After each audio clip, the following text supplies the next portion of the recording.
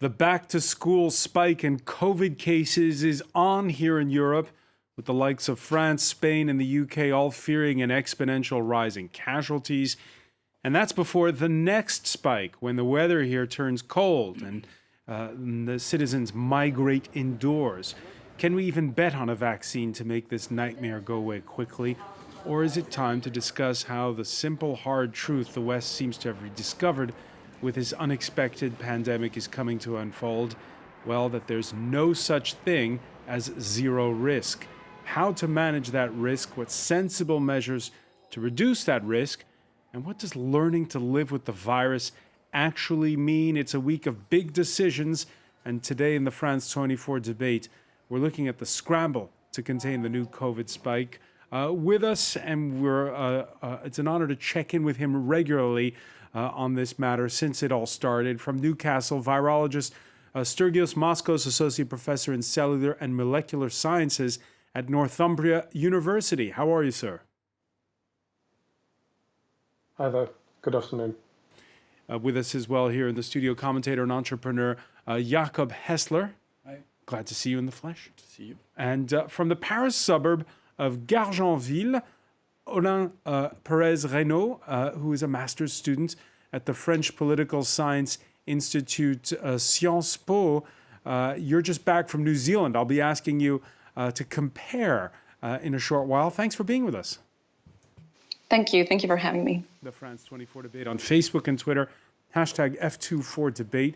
Yeah, after Britain on Wednesday, it'll be the French government's turn on Friday to announce new measures, the end of summer vacation, sending the country, well, once again into uncharted territory as we try to save lives while at the same time getting the economy back on the rails. Cole Stengler has more.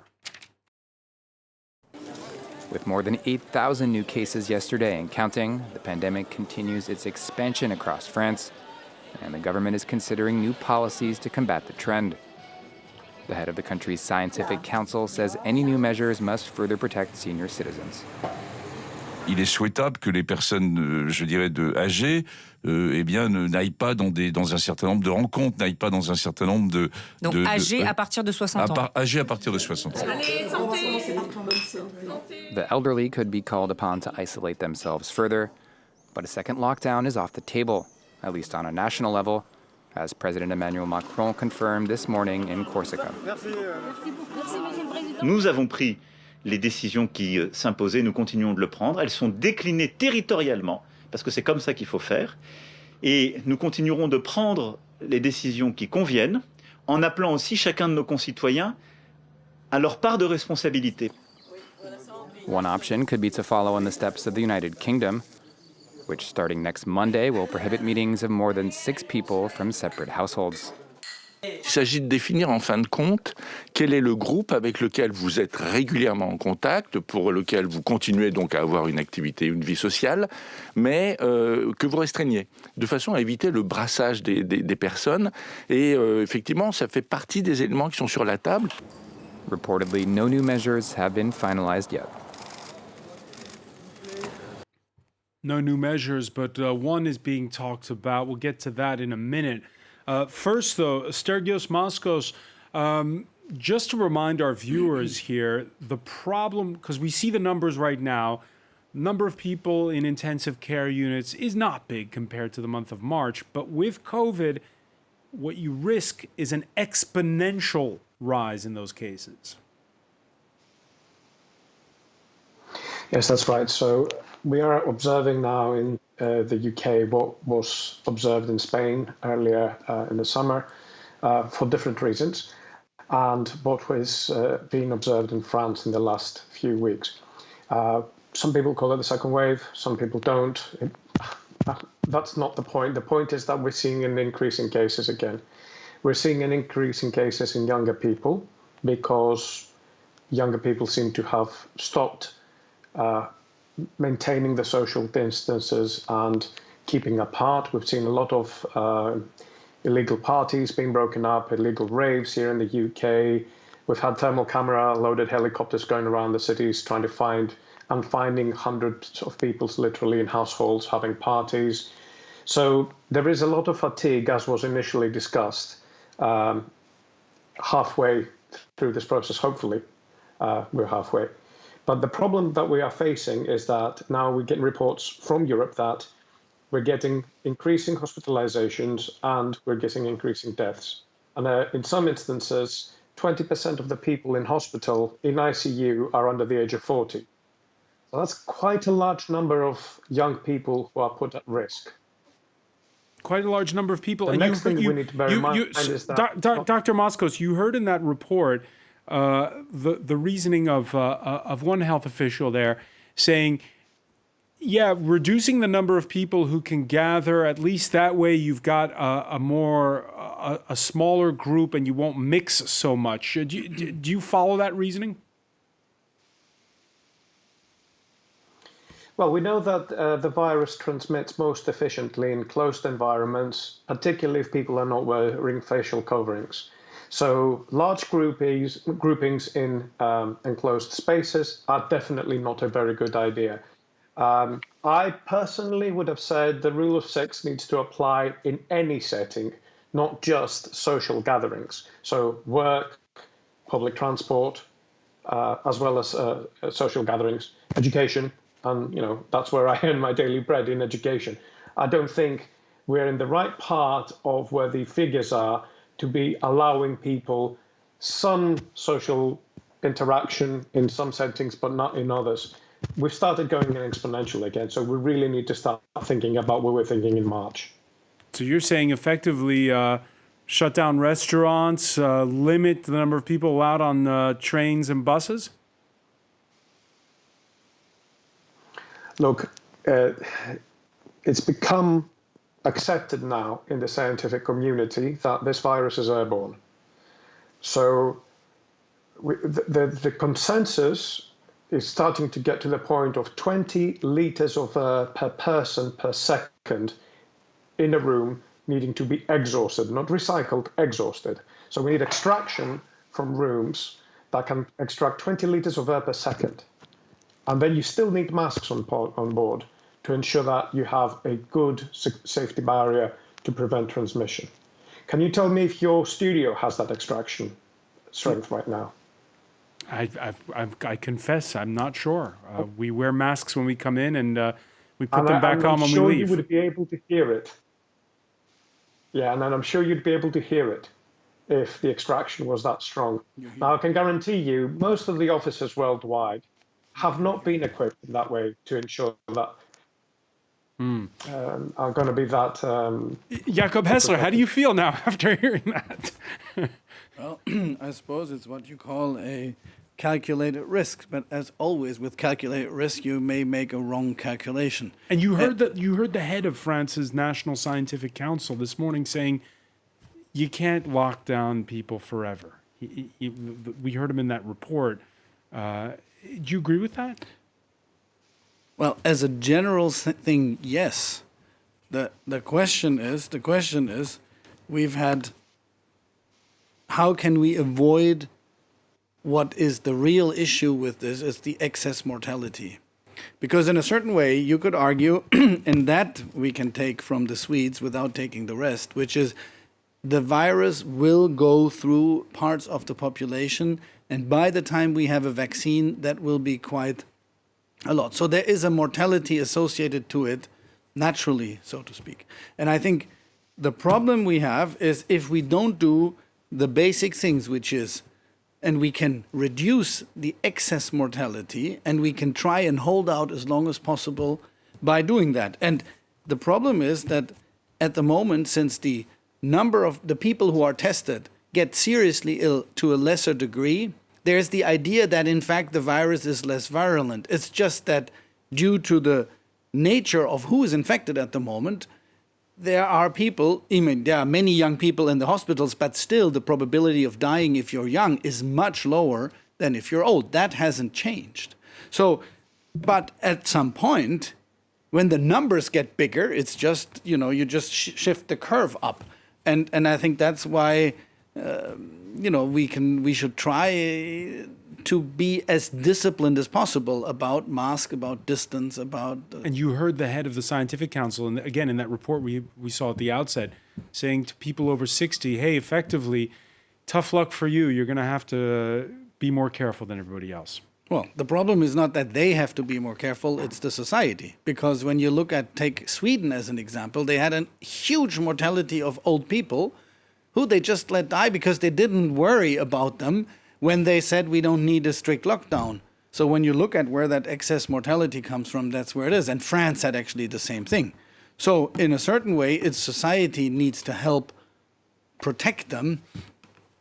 All right, Olin Perez-Renaud, you heard Dr. Moskos there chastising the youth of the UK for staging raves and big parties. Look,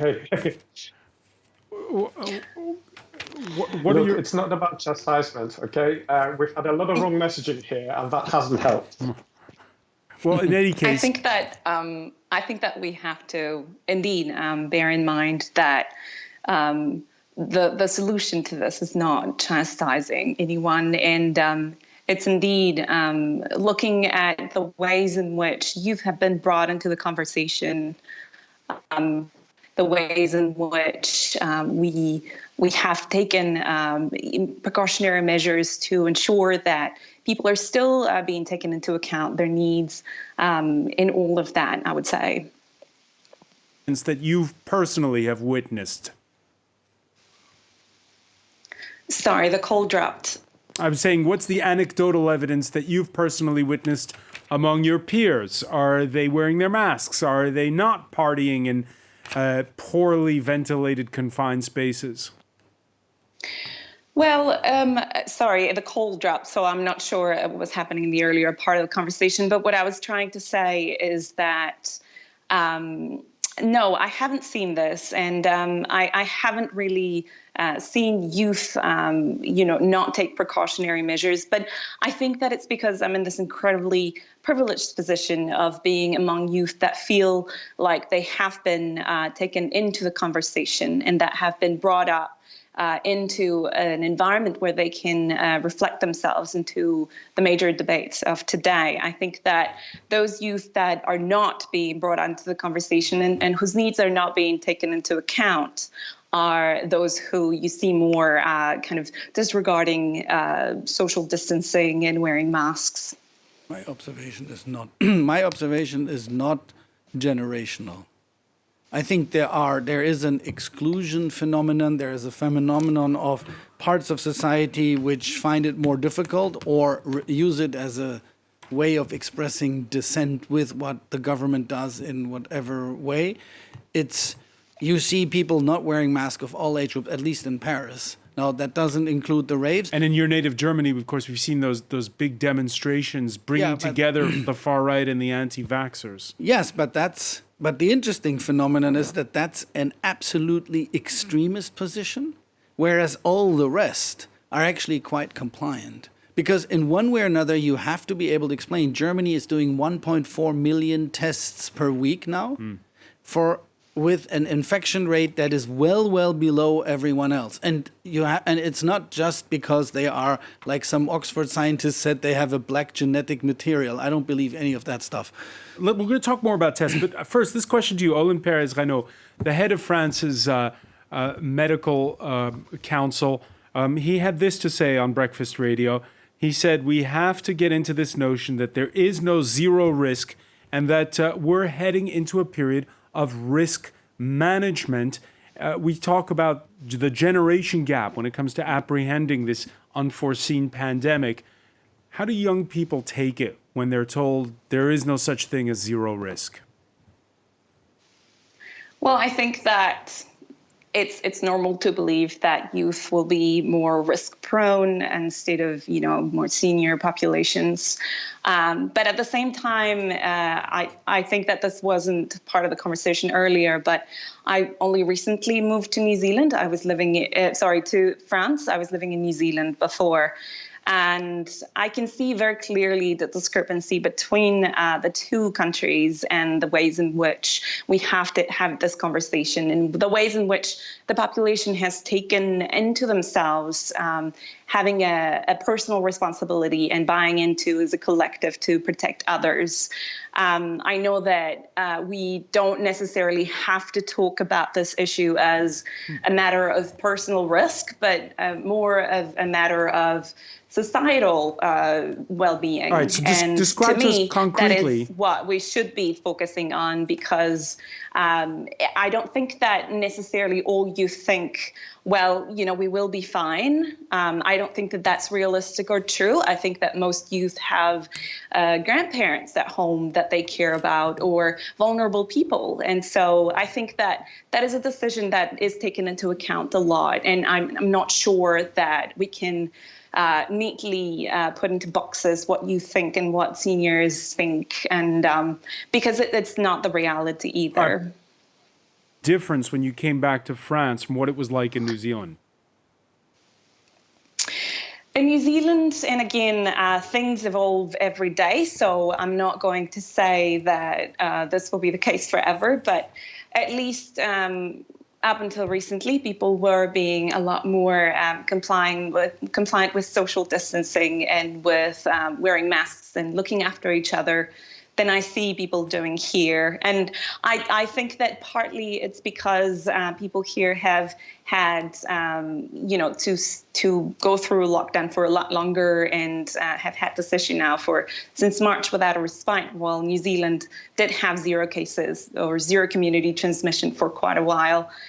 So I think there's a bit of that. But I think that there's also a bit of there was really good communication to us. The Prime Minister was, live streaming on Facebook a lot, and she was, communicating direct to everyone. So I think that everyone had a really clear understanding of what we should and shouldn't be doing, which I think, to me, is one of the starkest differences when I see the French public versus the New Zealand public. The messaging from authorities. We're going to pick up on that point when we come back. Stay with us. You're watching the France 24 debate.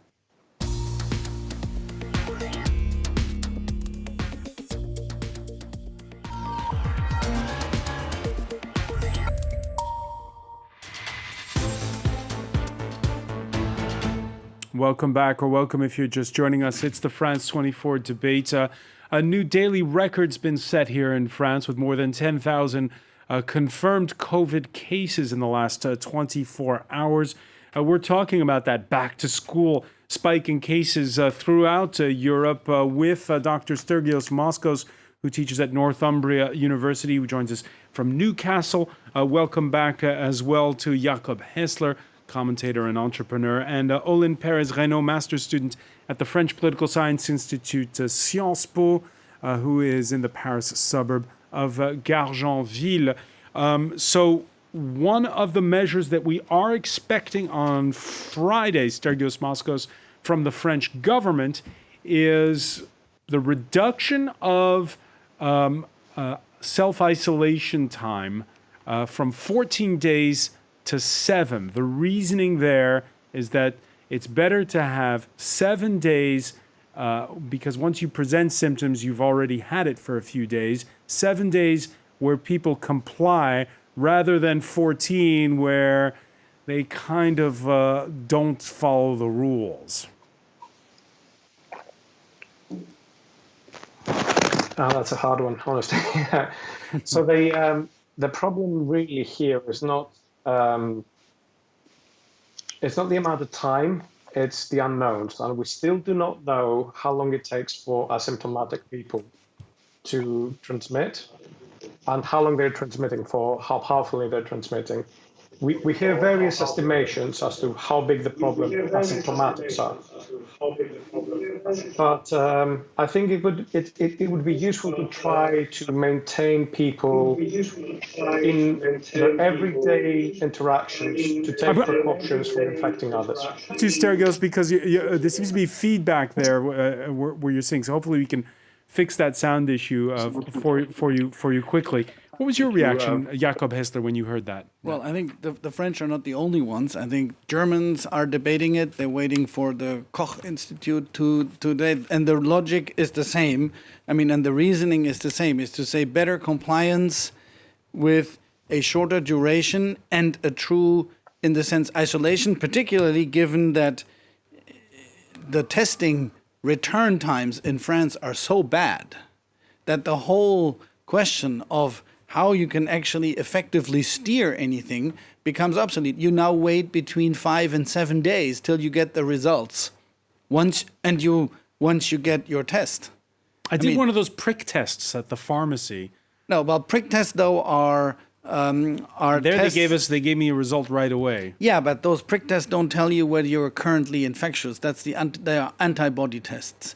The problem is the tests that we need is the tests that tell you whether you're infectious. Now, there is a new test that they talk about, which would be also nasal, which in 20 minutes tells you how infectious you are, which is not exactly the same, but it may be helpful because it goes fast.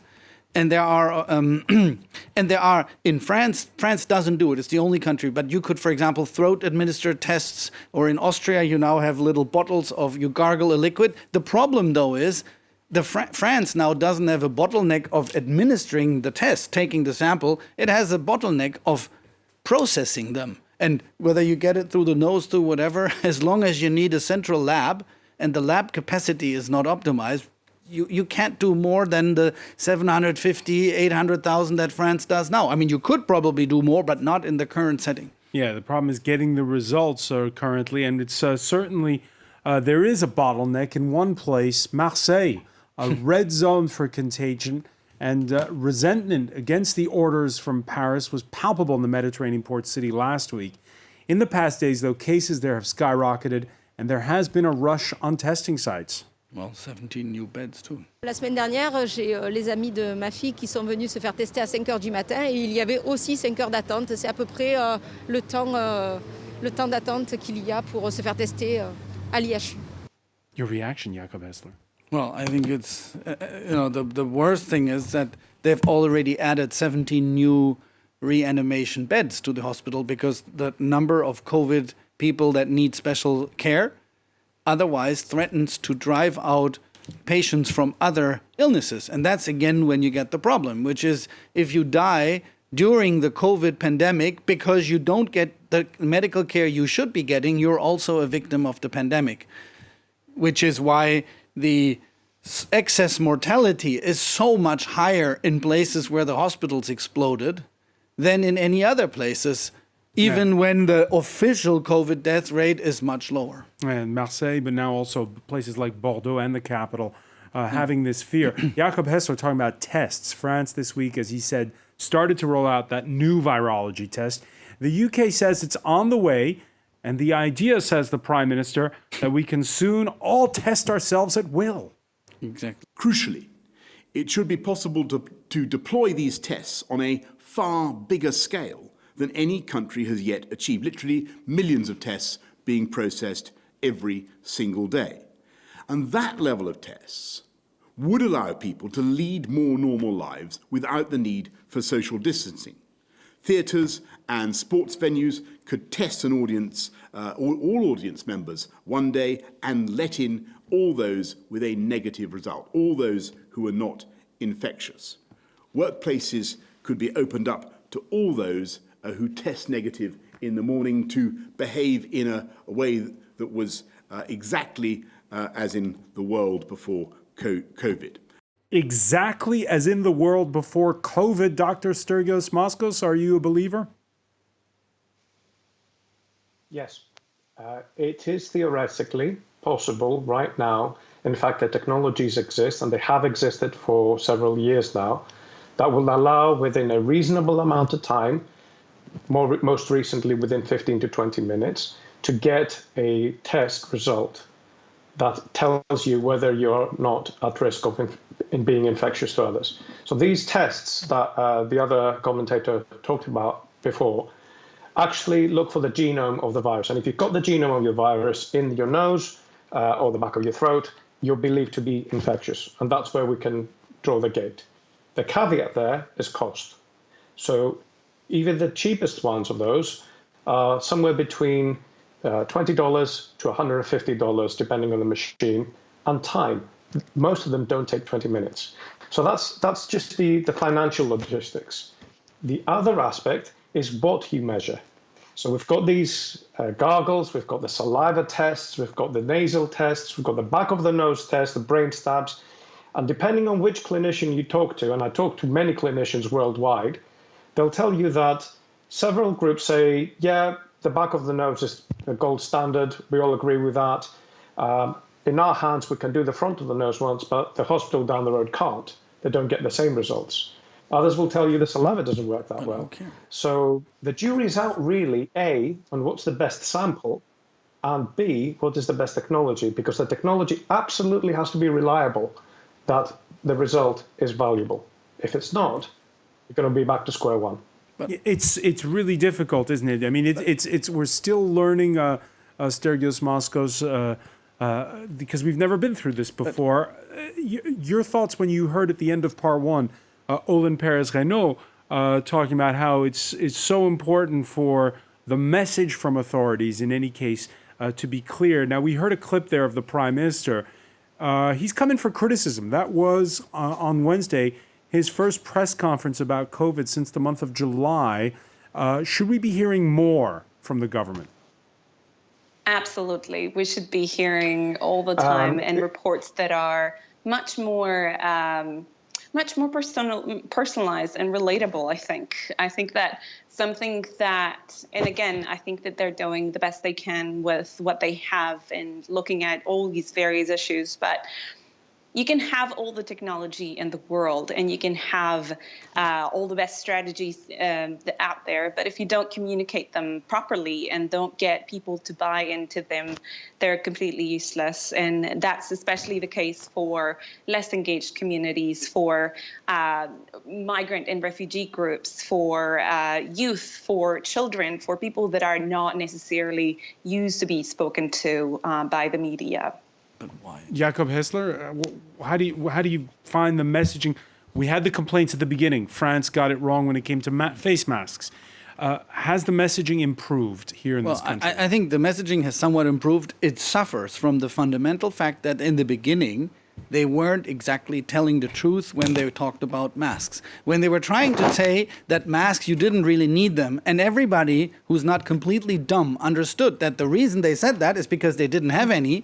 So rather than saying we're in this together in one boat and we need to get through this as a community, it was, well, we are trying to fudge our way, so you're still going to think we are the greatest and the saviors, which I think, and that's where I think your point, and unsurprisingly, female leaders in female-led countries seem to have responded much better, not only to the fact to have a more personal message, but the ability to admit that there are things which are beyond our control, and that we need to steer with a mix of clarity, determination, trial and error. Some things work and some don't. Stergios Moskos, on Wednesday, we did hear both the health secretary and the prime minister admit that their messaging hadn't been clear enough. Well, it would be difficult for them not to do so. I don't think anybody doubts that here in the UK. And frankly, some of the decisions that have been taken with regards to what constitutes legal and illegal behavior during the lockdown and after that aren't helping. I'll openly say it.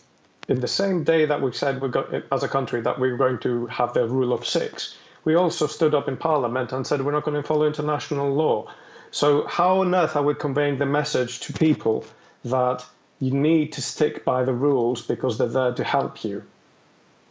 The President of the United States weighing in on messaging, he's admitted that he knew that his public claims that COVID would go away fast were false when he sat down with journalist Bob Woodward back in February. The idea, he said, was to avoid panic. Let's listen. I wanted to always play it down. I still like playing it down. Yes, sir. Because I don't want to create a panic. It goes through air, Bob. That's always tougher than the touch. You know, the touch, you don't have to touch things, right? But the air, you just breathe the air, and that's how it's passed.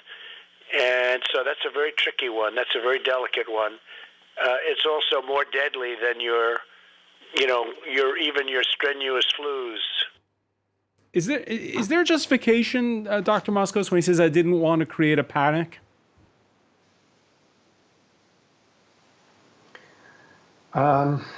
My personal opinion is that when it comes to communication, you have to be honest.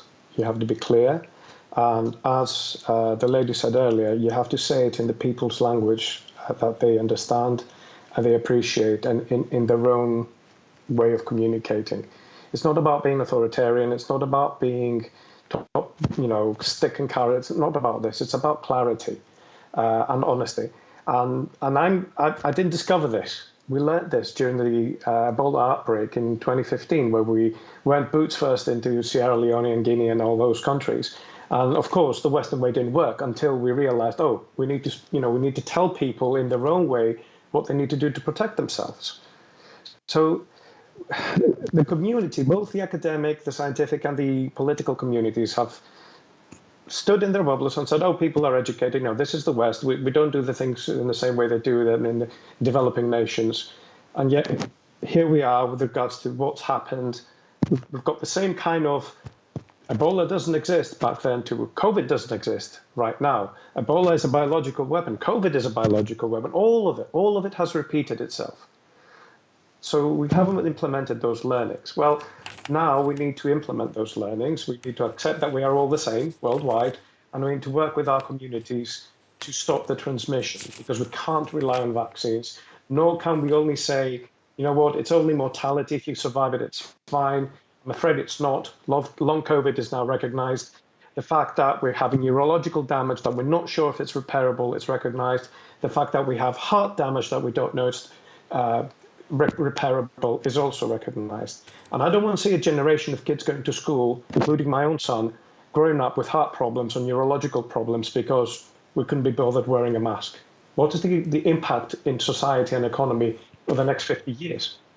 Olin Perez-Renaud, are your peers, again, more worried about the fact that, as Dr. Moskos said, it's also affecting young people and there is a mortal risk, or worried about the fact that this is disrupting what's supposed to be one of the highlights of your life, those university years where you have that campus environment? I think that, and let me be very clear, education disruption has been felt worldwide, and it has caused incredible inequality issues and incredible learning disruptions for everyone, ranging from toddlers to PhD students. I have friends that are also academics themselves, and it's been super hard for them too.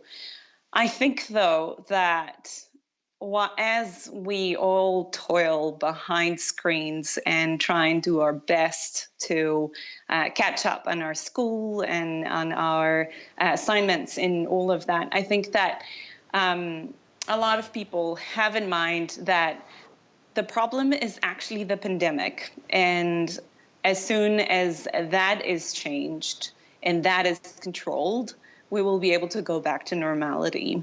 I think that there is a lot of youth and children and families in general, students, that are worried about being put in a position where they have to choose to go back. They are forced to go back to school. And I think that it's important that people be given that choice. I was really happy to see that there is this offer of chômage partiel on the table in France. For work furlough. If your kid is sick. And they extended that, yes. Yeah. Olin Perez-Renaud, let me ask you, because let me ask you on this point. Do you sense a generation gap when it comes to, just the general anxiety? Are young people more worried about COVID than old people? I think that that's really difficult to quantify and to see. And I think that there is young people that are very highly educated, and there's young people that are not very highly educated, similarly with more kind of senior communities. I think that by and large, youth are more in touch with social media by many means. So you could say that in part, there is a lot more awareness of the virus from that sort of perspective. But I don't know. I wouldn't say that youth are more or less worried or aware about the virus. Jakob Hessler? Yeah, I think it's not so much being worried or aware of the virus when you're young. And it's not just about partying. I think what you can see, and when you go to the time before, is that we have a new generation growing up that's actually worried about where their place, their economic place will be. And that, of course, isn't helped by the virus. So in some sense, you could argue some of the behavior is maybe induced because you want to party. Some of it is also because you feel you don't see where the direction of travel for your generation. And that's where I think we really need to be careful, is about how are we going to make sure that when the pandemic is over, from a medical point of view, it is not at all over from the question of a generation that has grown through 2-3 years, that we need to make sure that they are properly fit to rejoin or join the workforce, because it's a major disruption for them. Sturgis Moskos at Northumbria. Right. Let me just bring in Sturgis Moskos on this. Jump in there. Very briefly, go ahead. So my opinion is that we have an inevitable continuation of the disruption that's going to happen over the next few months, possibly well into 2021. And we have to think about this as a given. We have to think about how we will supply to the children and the young people who don't have access to electronic means of education those means, whether it's wiring up their homes with the internet or whether it is giving them laptops, tablets, whatever it's necessary for them to learn. And they have to continue through that. We have to think about the post-outbreak society and the problems these people are going to have entering the work environment, which is going to have fewer work places available, and how we can empower them to either become masters of their own destiny, as in start their own businesses. Are you feeling that anxiety among the students at Northumbria University where you teach? Yes. So I had my final year students, which I literally, so to speak, held their hands through the lockdown and made sure I spoke to them once a week, like this. And at the end of it, they were all saying, "What do I do now? I can't find any jobs. There's nothing out there. There's very little out there." And I said to them, "I know that. I totally understand that." And these people, this group of people, have come in to the working environment without a personal business, without a helping hand from the government to keep them going, because there's no furlough scheme, there's no self-employment scheme to keep them going. Their families possibly will support them if they can. There is no casual work in bars and pubs and restaurants anymore to keep the rent paid. These are things that we need to think as a society about how we help each other exit this crisis in an even playing field and not create those massive disruptions that Fred was speaking earlier. All right, Dr. Sturgis Moskos, I want to thank you so much for joining us from Newcastle. I want to thank Olin Perez-Renaud for being with us from the Paris suburb of Gargenville. Jakob Hessler, stay with us. Media Watch is next.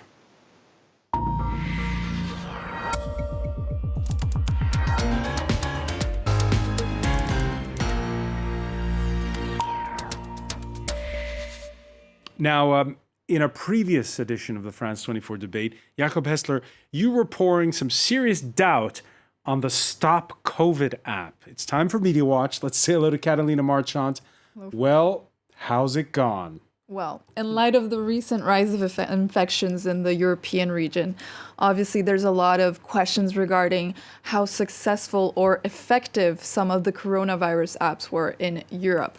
Obviously, there were varying results, Francois, considering that the app was not too successful.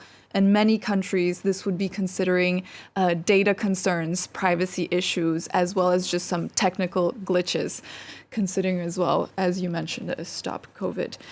Here I'm going to highlight some interesting cases in the European region. Here we have Iceland, where the app fared fared very well, with an estimated 40% of the population who downloaded the app as soon as it was launched, but it also used it to keep track of tourists.